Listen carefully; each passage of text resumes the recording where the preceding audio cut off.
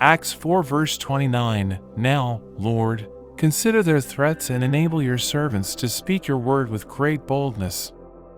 Ephesians 6 verse 19, Pray also for me, that whenever I speak, words may be given me so that I will fearlessly make known the mystery of the gospel.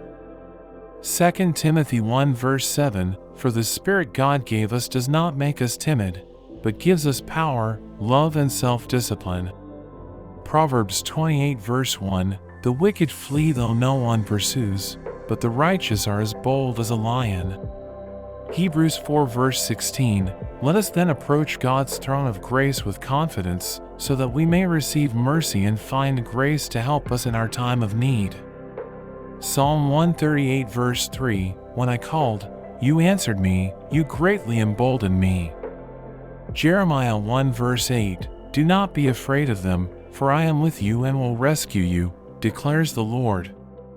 Philippians 1 verse 20, I eagerly expect and hope that I will in no way be ashamed, but will have sufficient courage so that now as always Christ will be exalted in my body, whether by life or by death.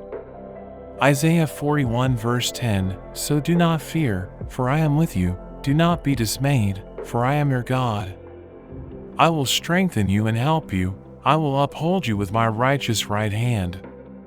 Romans 1 verse 16, For I am not ashamed of the gospel, because it is the power of God that brings salvation to everyone who believes. Thank you for watching. I hope you enjoyed the video.